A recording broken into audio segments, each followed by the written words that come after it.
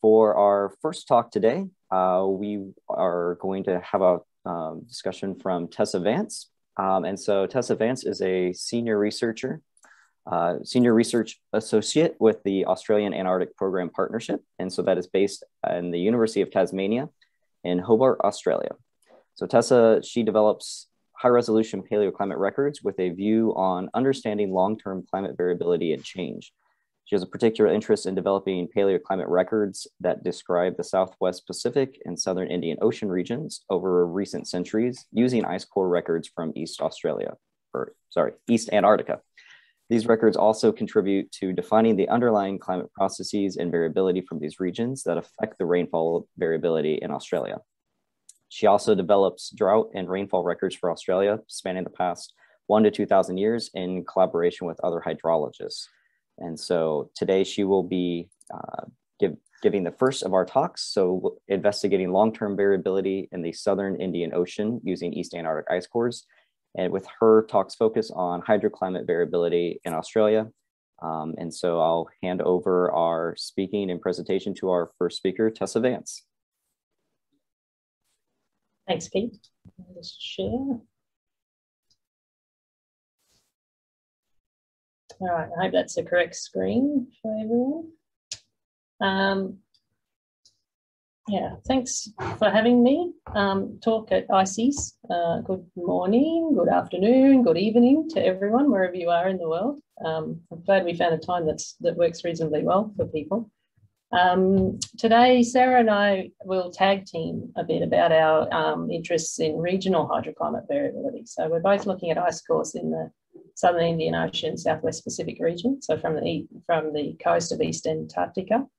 And I'll talk about how climate variability in this region can affect Southern Hemisphere continents and why that might be interesting to look at long-term variability.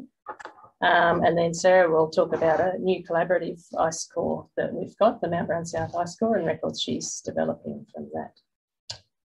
So first up, who am I and who do I work for? What's this thing called the AAPP? The Australian Antarctic Program Partnership's a new collaborative initiative. So it's a 10-year program that started in 2020. And it's basically a research program. It's associated with the Institute for Marine and Antarctic Studies at the University of Tasmania. And its primary role is to support research that understands the role of the Antarctic region in the global climate system and implications on marine ecosystems. I think I've lost ecosystems off the slide there. So it has three themes, including things like biogeochemistry and biogeochemical cycles. But the theme that I'm involved in is theme one, which is Antarctica's influence on climate and sea level. Who am I? As Pete said, I'm a senior research associate with the AAPP, and I work on high resolution East Antarctic ice core records. And I'm really interested in what they tell us about climate variability in the Indo-Pacific, primarily because there's really limited climate records for this part of the world. So ice cores are a really key tool to look at how climate has varied over decades to centuries in this part of the world. So I'm sure everyone here is aware that ice cores can be used to inform past climate, and that past climate can be local to the ice core site, but it can also be remote climate. So probably the primary example of that, of course, is greenhouse gases. They're well-mixed gases, depending, it doesn't really matter where you drill an ice core record, if it's in Greenland or Antarctica, if it's got the ability to preserve good gas records, you're going to get a similar record of global climate in terms of greenhouse gases. But ice cores can also preserve regional records of climate. An example of that might be something like ICYS variability from MSA records. And then the kind of records that I'm interested in are sort of remote regional records. Things like a good example is continental dust from Southern Hemisphere continents. So an example would be Patagonian dust turning up in Antarctic ice cores. I don't really work on that work, but I just find it interesting that we can get these direct signals of climate change from remote areas. And then another thing that that icicles can preserve as signals of globally relevant modes of climate variability. And the ones that are really interesting in the Indo-Pacific are the Southern Annular Mode, the El Nino Southern Oscillation, and then the Pacific Decadal Oscillation. There's also the Indian Ocean Dipole, which is a really important mode of variability in the tropical Indian Ocean that has a huge impact on climate. It's a bit unclear whether the signals of the IOD at high latitudes, but it's something that people are investigating. So the climate of Southern Hemisphere continents like Australia is really closely linked to the Southern Ocean and Antarctica. Sometimes that gets a little bit forgotten, I think, and it particularly gets forgotten when I talk to climate scientists and hydrologists in Australia. They don't really see how Antarctic ice cores could have links or signals to Australian climate. But I think if you look at the world from the perspective that we all like to look at the world, from the poles, you can see that these Southern Hemisphere nations are really closely linked to the Southern Ocean.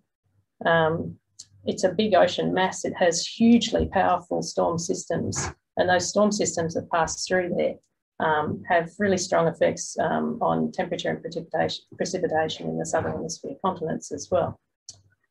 So these are also the continents that have these short, sparse and often incomplete climate records. So again, getting back to that link with Antarctica, where we can start to fill out our longer climate records.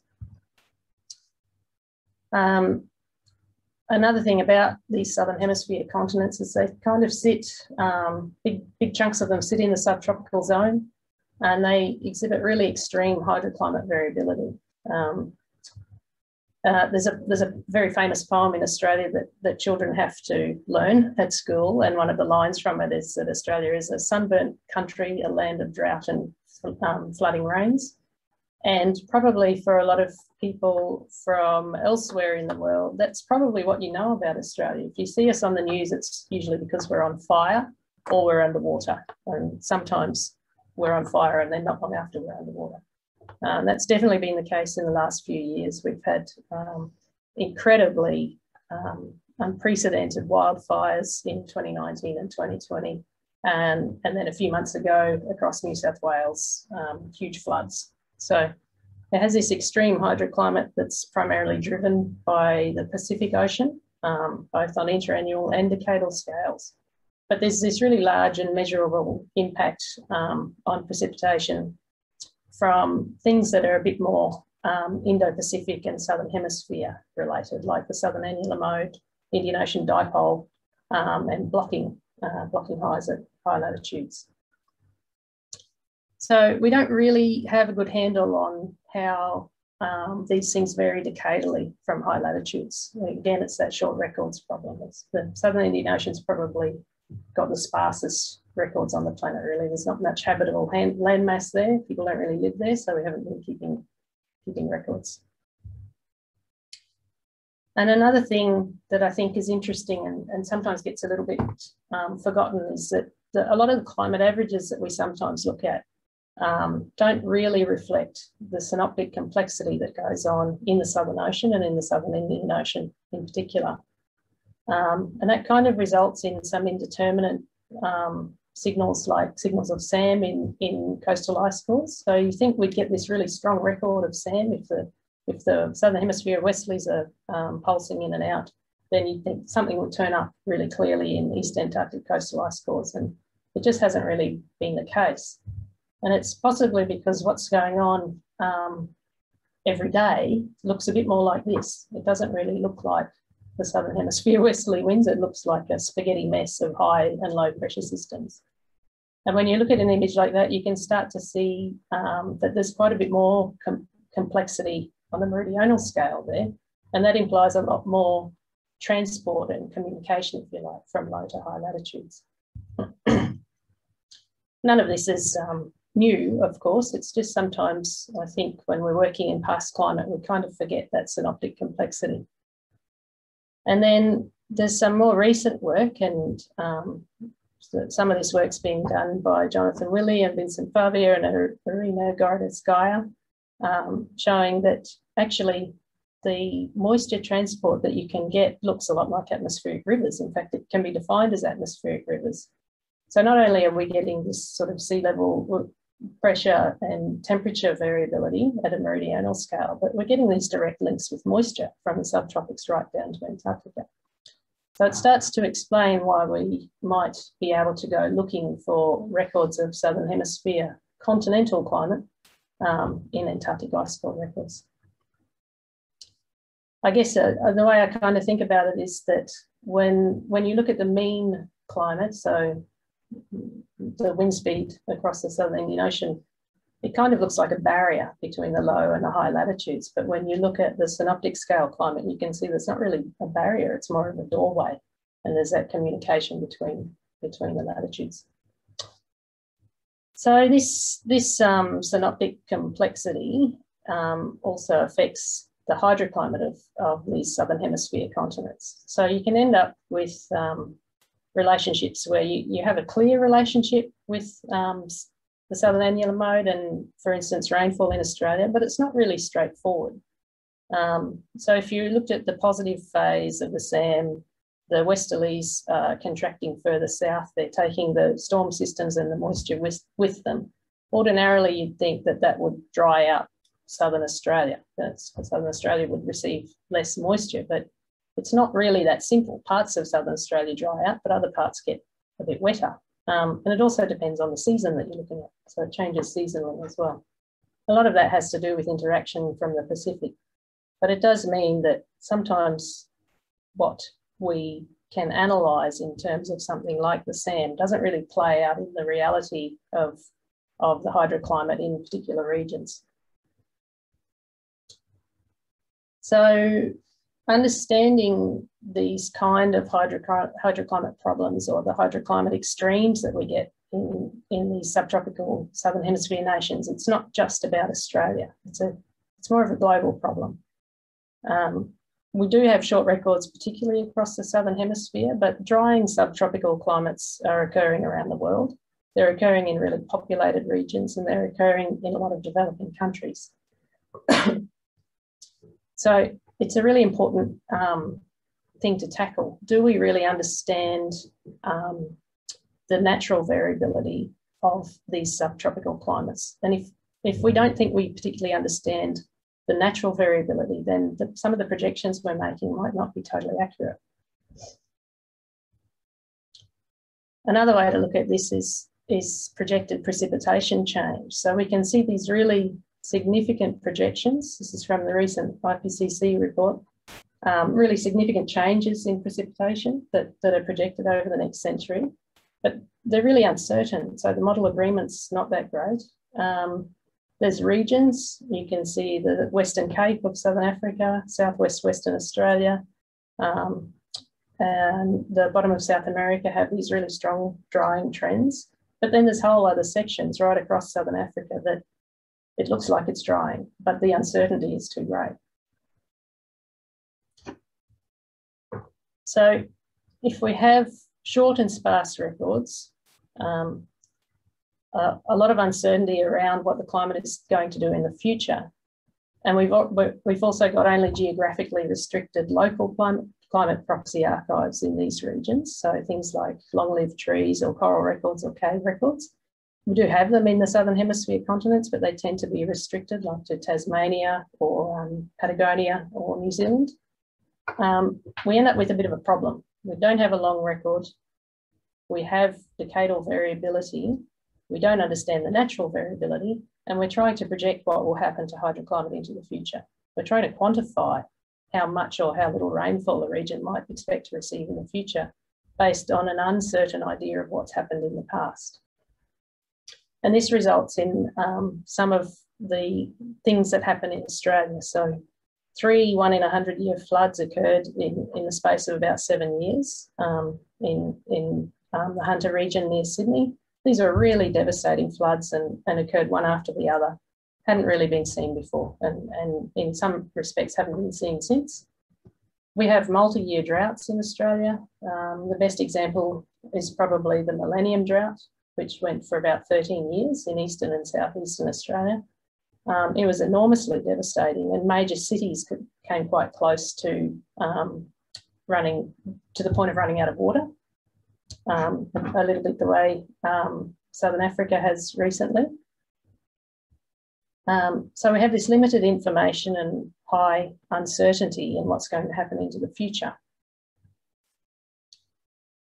So it is true that water security experts do try to deal with this uncertainty. They always have. They know that the uncertainty is there. They use stochastic models to generate replicates of future climate to estimate the chance of whether a place is going to run out of water. And in this respect, I'm talking a lot about drought in Australia because that's often what really matters. We seem to run out of water more than a lot of other countries. But the stochastic models are calibrated to short records of observed rainfall and various other things. And it's known that they don't cover the full spectrum of natural variability. So I've got a little example here. The map you can see on the right is one of the states of Australia called Queensland. And close to 50% of the shires in Queensland, mostly the subtropical shires, have been drought declared, so in drought and receiving government funding for all but 5 to 6 years between 1995 to 2020, so for the last 25 years. The Millennium Drought was a subset of that for 13 years, 1997 to 2009, but these shires have been drought declared most of the time. So what's normal? It starts to be hard to understand what is normal. Is 80% of the time drought declared normal? Or is it a new normal? Is this a climate change signal? But we don't really have the records to discern that yet. So the current understanding we have of multi-year droughts in Australia pretty much can be summed up as we don't particularly know why they occur. We can't well define when they start. Did they start last year or was it 2 years ago when there was a dry spring but then there was some rain?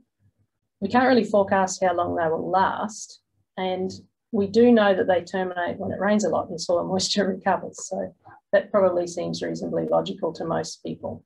Ultimately, multi-year droughts are probably the most serious extreme we've got to deal with in Australia, and we don't know much about them at all. This isn't an unusual situation for Southern Hemisphere continents.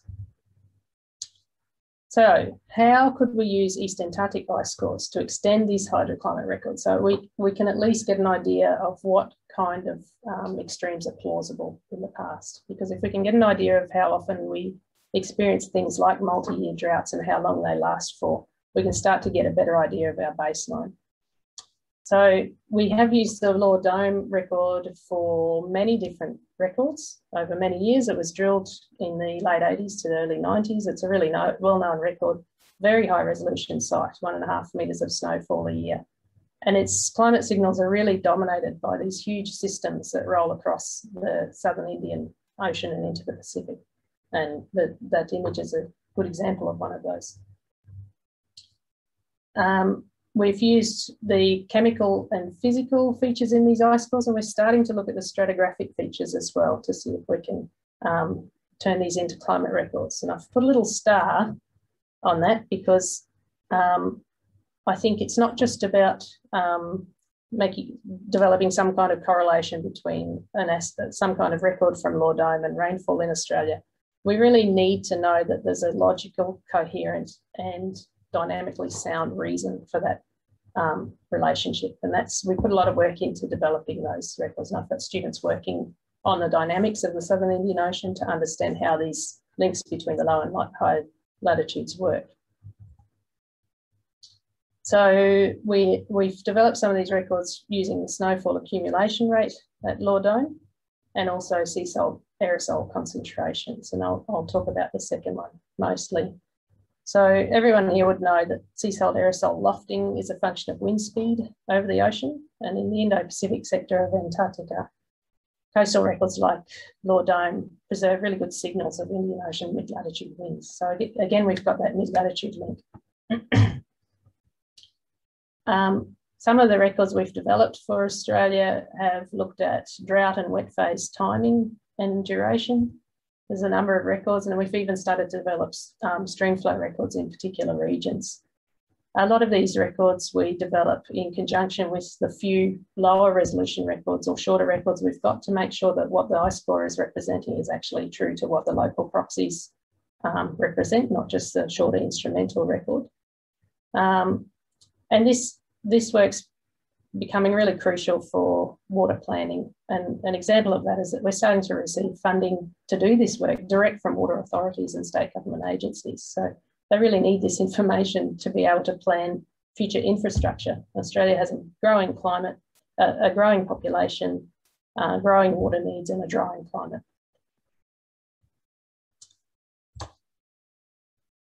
So this is one of the rainfall records we've produced for Eastern Australia from the Lordone summer sea salt record. It covers 1,000 years, and you can see that while the 20th century was a drier than average century, it wasn't the driest, and we've been able to relate the really dry periods we can see in the 11th and 12th century with low resolution records in Eastern Australia. So again, we've been able to get that timing of these drought phases that's really crucial to stochastic modelling and water planning. And we've now been given funding to drill another ice core, Mount Brown South, which was drilled in 2017, 2018. We think it will be similar to Lordome in that it's reasonably high resolution, should cover about 1,000 years. It's a 300-metre record. And in the site selection process for that core, we actually incorporated links to Pacific climate and Australian hydroclimate. So we're actually using that core to seek more records of hydroclimate for Australia, and we're also looking at Southern Africa now. So I'll leave that there and hand over to Sarah to talk more about Mount Brown South.